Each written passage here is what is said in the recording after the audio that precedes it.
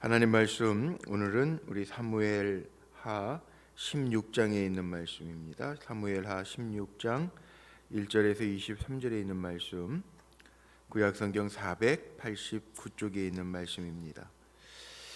오늘도 우리 드라마 성경으로 함께 읽어가도록 하겠습니다.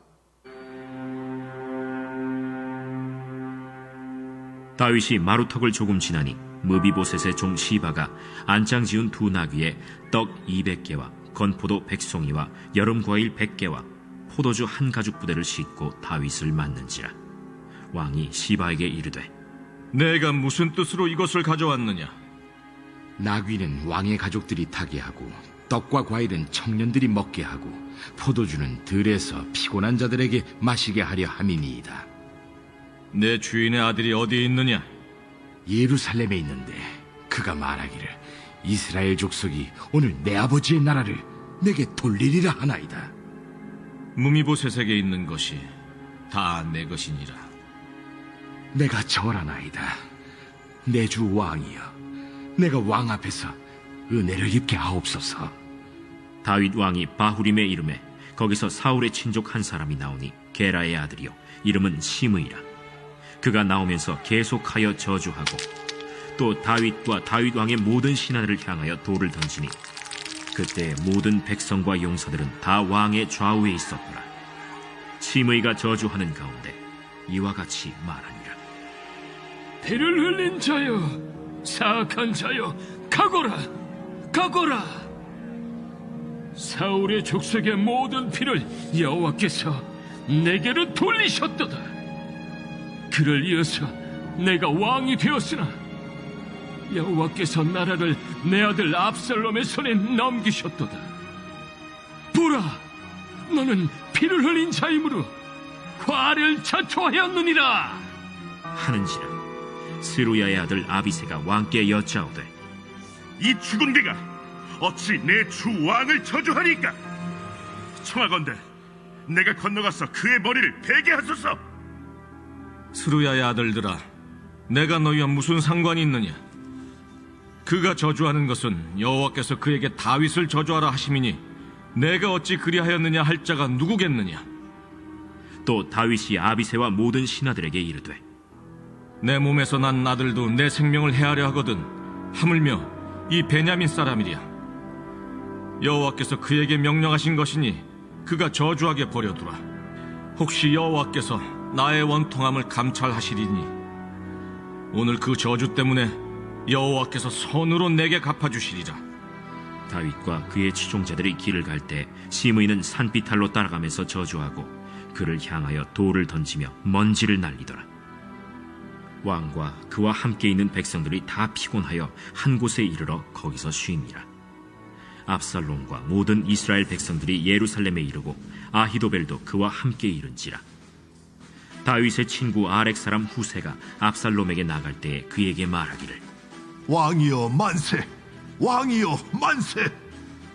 하니 압살롬이 후세에게 이르되, 이것이 내가 친구를 후대하는 것이냐? 내가 어찌하여 내 친구와 함께 가지 아니하였느냐? 그렇지 아니하니이다.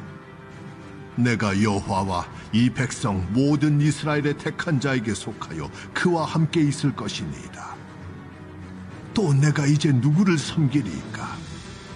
그의 아들이 아니니까. 내가 전에 왕의 아버지를 섬긴 것 같이 왕을 섬기리이다. 압살롬이 아히도벨에게 이르되, 너는 어떻게 행할 계략을 우리에게 가르치라. 왕의 아버지가 남겨두어 왕궁을 지키게 한 후궁들과 더불어 동침하소서. 그리하면 왕께서 왕의 아버지가 미워하는 바 됨을 온 이스라엘이 들으리니 왕과 함께 있는 모든 사람의 힘이 더욱 강하여지리이다. 이에 사람들이 압살롬을 위하여 옥상에 장막을 치니 압살롬이 온 이스라엘 무리의 눈앞에서 그 아버지의 후궁들과 더불어 동침하니라. 그때 아히도벨이 베푸는 계략은 사람이 하나님께 물어서 받은 말씀과 같은 것이라.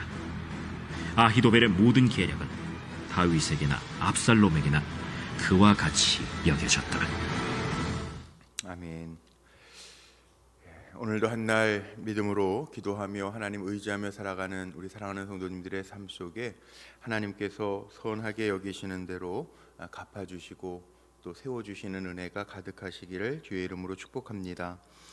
오늘 다윗의 고백을 제목을 삼아봤는데 12절의 마지막 있는 여호와께서 손으로 내게 갚아주시리라, 이 말씀 제목 삼아서 함께 좀 은혜를 나누려고 합니다. 오늘 본문 16장의 말씀을 보면 본격적인 다윗의 피난길, 시련당하고 있는 모습, 사람들에게도 괴로움을 당하고 있는 모습을 보게 되고, 또 압살롬의 다윗성 입성하는 것을 소개하고 있습니다. 오늘 말씀 속에 보니까 먼저 이 다윗의 그 어려움 속에 처했을 때 관계들을 좀 볼 수 있을 것 같아요. 1절 말씀에 보니까 무비보셋의 종 시바라고 하는 사람이 등장을 하죠. 나귀에다가 떡 200개, 건포도 100송이, 여름과일 100개, 포도주 한 가죽 부대를 싣고 다윗을 맞이합니다. 그러면서 이 시바가 어찌하여 나에게 이렇게 시바가 이렇게 대해 주는 것을 보면서 무슨 뜻으로 이렇게 가져왔느냐, 다 자기 거 챙기려고 하는 거죠. 시바라고 하는 종이 이렇게 말합니다. 무비보셋, 다윗이 사울 왕가에 남아 있었던 요나단의 아들 무비보셋을 선대해 줬는데, 무비보셋이 왕을 배반했다, 이 거짓 비방했다라고 하는 것을 이야기하면서 무비보셋의 것을 빼앗는, 어떻게 보면 뇌물입니다. 뇌물을 원해서 이렇게 하고, 다윗은 이걸 가지고 너에게 돌리겠다 이야기하고, 이 시바라고 하는 사람, 간신 같은 이 시바라고 하는 사람은 내 주 왕이여 내게 은혜를 베푸소서 절하면서 하고 있는 말씀이 나오죠. 그 다음에 나오는 사람이 시므이입니다. 이 시므이라고 하는 사람이 5절부터 나오는데, 다윗 왕이 바후림의 이름에 거기서 사울의 친족 한 사람이 나오니 게라의 아들이요 이름은 시므이라. 이 시므이라고 하는 사람은 다윗을 저주한 사람으로 알려져 있습니다. 여기에 시므이의 아주 심한 욕설과 저주가 5절에도 나오죠. 저주하고 7절 시므이가 저주하는 가운데 이와 같이 말하니라, 피를 흘린 자요 사악한 자요 가거라 가거라, 이렇게 이야기하고 8절에도요, 사울의 족속의 모든 피를 여호와께서 내게로 돌리셨도다.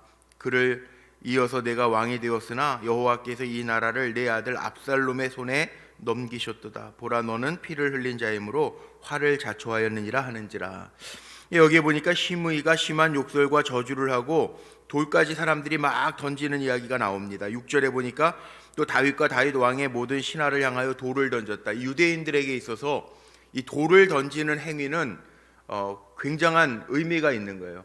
네 가지 경우에 사람들이 돌을 던져서 쳐 죽여도 큰 문제가 없어요. 우리 뒤에 나오는 그 예수님 시대에 간음하다가 현장에서 잡혀온 여인, 돌에 맞아 죽어도요 어떻게 할 그게 없어요. 그러니까 간음한 자, 또 율법을 어긴 자, 지금도 그런 거 있죠. 뭐 아랍 쪽에 가면 태형 그래가지고 잘못하다가 걸리면은 매로 다스리는 그런 범죄가 있다 그래서 얼마 전인가요? 뉴스에 한번 잠깐 나왔던 것 같은데, 율법을 어긴 자, 간음한 자, 신성모독한 자, 신성모독죄, 그리고 공동체를 위기에 빠뜨린 자, 이 네 가지 경우는요 돌을 던져서 돌에 맞아 죽어도 크게 문제가 없는 거예요. 돌 던져서 죽일 수 있는 이 죄목들이라는 거죠.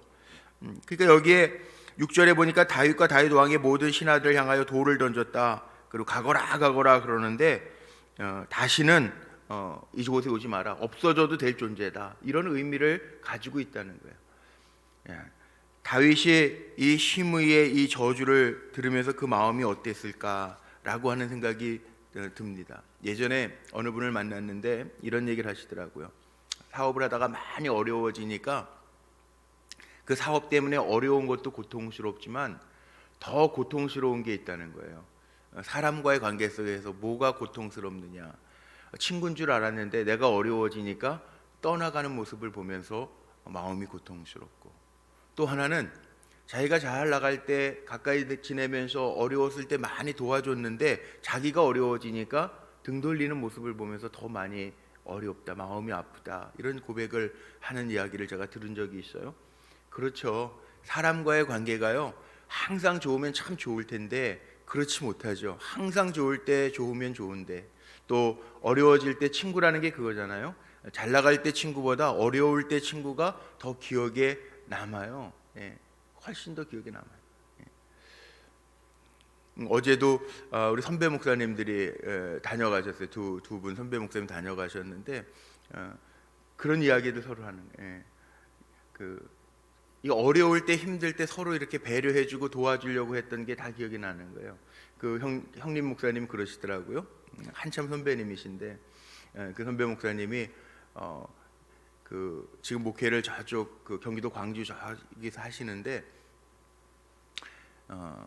한 몇 달 전이었죠. 몇 달 전에 이제 그 65세 조금 안 되셨는데 몇 달 전에 그 코로나 기간 중에 신장에 염증이 생겼는지 열이 40도가 넘고, 코로나 기간 중이니까 코로나는 아니라는 게 이제 판정이 됐는데, 그래서 그 광주에 있는 무슨 어느 병원에 입원을 하셨는데 며칠 동안 열이 안 떨어지는데 그래서 생각이 나서 저에게 전화를 하셨다는 거. 혹시 조금 큰 병원으로 갔으면 좋겠다고 다들 그러는데 어디 병원 의사 선생님 혹시 아는 데 있냐. 그리고 전화가 와서 우리 교회 어느 집사님 큰 삼성의료원의 선생님한테 전화를 해서 응급실로 이렇게 들어가서 치료를 받았는데 제가 부탁을 했다고 이렇게 아침에도 회진 도시다가 일부러 왔다 가시고 그래서 너무 고마웠고, 그 다음에 거기에서 한 일주일 정도 입원했다가 잘 회복돼서 나왔는데 그때 그런 결과가 나왔대요. 조금 며칠만 더 늦었으면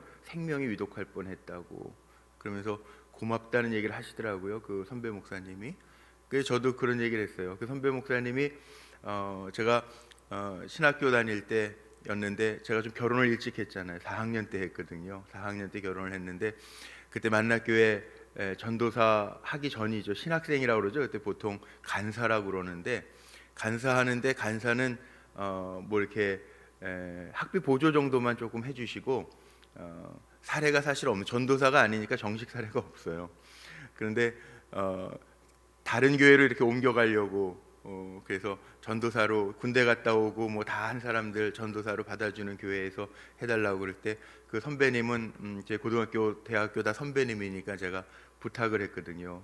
형님 이제 결혼을 해야 되는데 이왕이면 전도사 사역하고 월 페이를, 가장이 되는데 월 페이를 좀 받는, 사역비를 받는 곳으로 갔으면 좋겠어요. 그랬더니 얘기를 해주셔서 저 면목동의 어느 교회 전도사로 가기로 됐는데 그때 그 선배 목사님이 추천을 해주니까 그 친구 목사님이 네가 추천하면 내가 면접 안 해도 되니까 바로 주일날 오라 그래. 그런데 바로 갈 수는 없잖아요, 제가.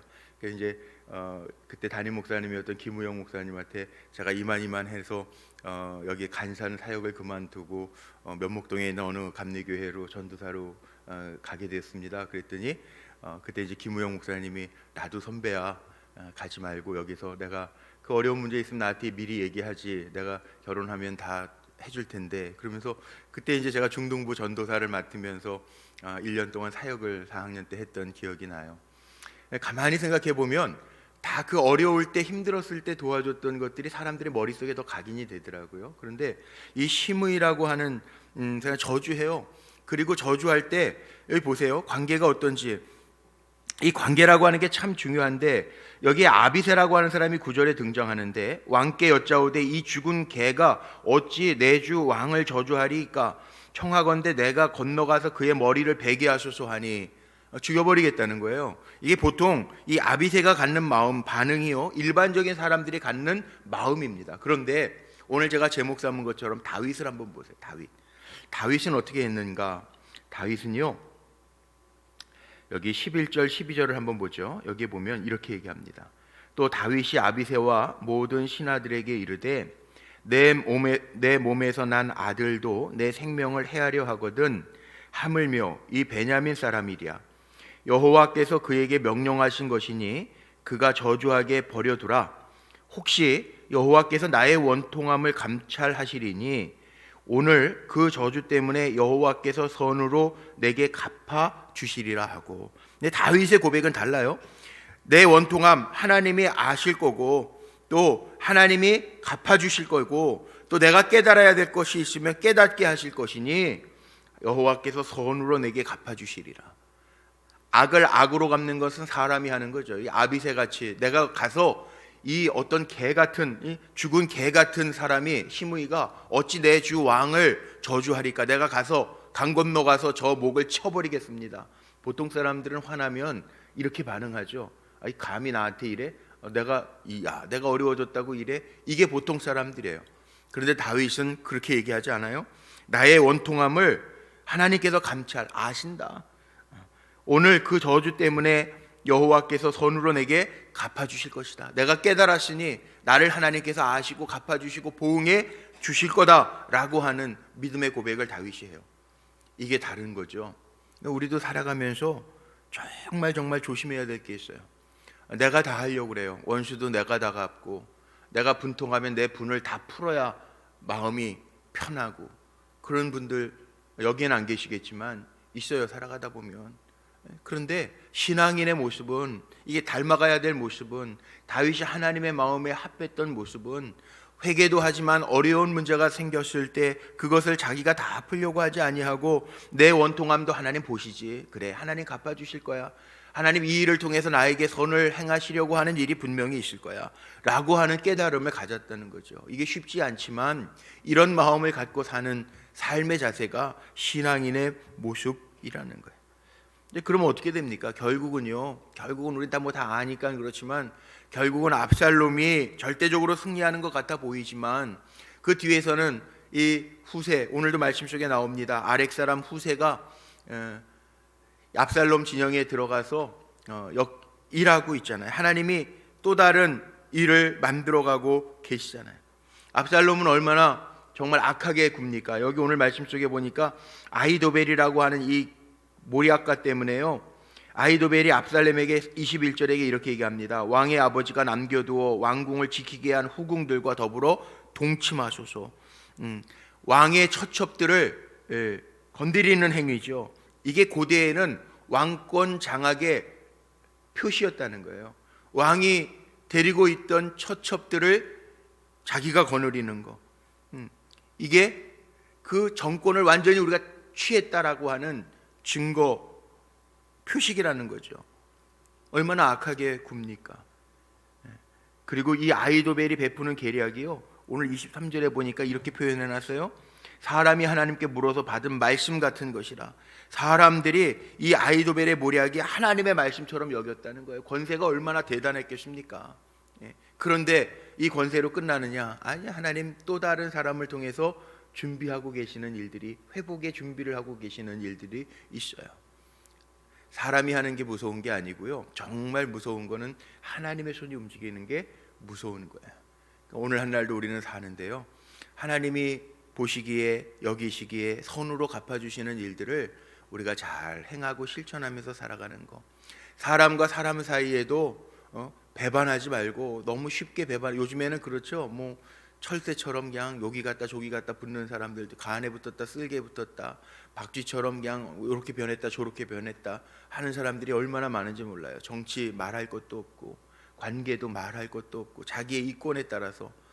사실은 이 관계를 보면 시바나 시므이나 다 인간관계 속에서 우리가 언제든지 만날 수 있는 종류의 사람들이에요. 그런데 우리는 어떻게 해야 되느냐? 다윗이 고백했던 것처럼 하나님이 다 아시고 감찰하시고 하나님께서 선하게 갚으시리라고 믿고, 악을 악으로 갚는 것이 아니라 악을 선으로 갚을 수 있는, 내버려 둬라. 다윗은 그러잖아요. 죽이지 마라, 내버려 둬라. 이걸 통해서 하나님이 나에게 깨닫게 하시는 게 있을 것이다.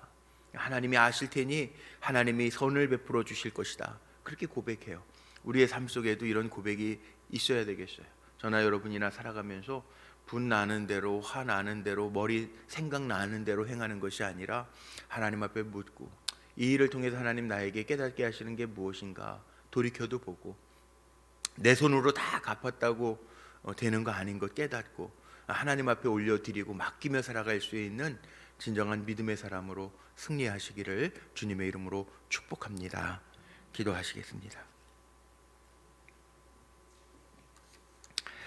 오늘도 우리에게 새날 주신 거 감사합니다. 하나님, 선으로 악을 이기며 살아가게 하시고, 오늘 말씀에 다윗의 고백처럼 하나님께서 선으로 내게 갚아주시리라 라고 하는 믿음 가지고 강하고 담대하게 세워져 갈 수 있는 하나님의 백성들 삼아 주옵소서. 오늘도 드려진 예물 1000번째 소원을 가지고 주님 앞에 예물 올려드립니다. 선한 청지기의 삶을 살아가며 또 기도의 제목대로 하나님께서 간섭하시고 아들에게도 예배 회복이 일어나는 놀라운 역사가 나타나게 하옵소서. 오늘 2022학년도 수능 시험이 있는 날입니다. 우리 불꽃교회에도 38명의 우리의 자녀들 다음 세대들이 있습니다. 하나님 도우소서. 38명의 아이들의 이름을 불러봅니다.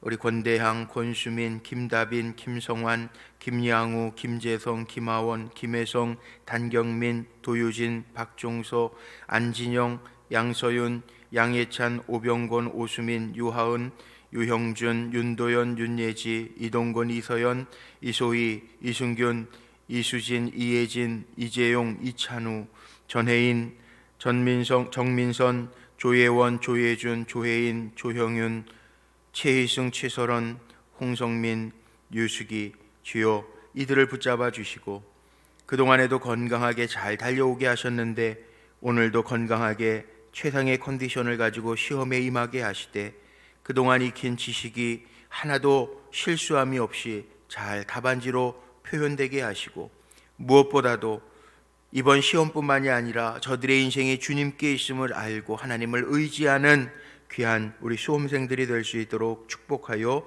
주옵소서. 오늘 한 날 또 종일 기도회로 우리가 기도로 하나님 잘 섬기며 격려하려고 합니다. 우리가 기도할 때 의를 이루시는 하나님의 역사가 우리 수험생들에게 온전하게 임하게 하시고 겸손한 마음으로 주님 의지하며 시험 잘 치를 수 있는 우리의 자녀들 되게 하여 주옵소서.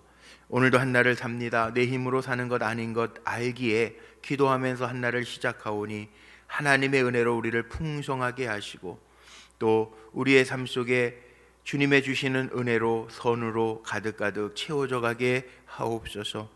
오늘도 주의 이름 부르고 기도하는 모든 종들의 기도 속에 하나님의 선하신 역사가 나타나게 하옵소서. 우리 주 예수 그리스도의 이름으로 감사하며 축복하며 기도하옵나이다. 아멘.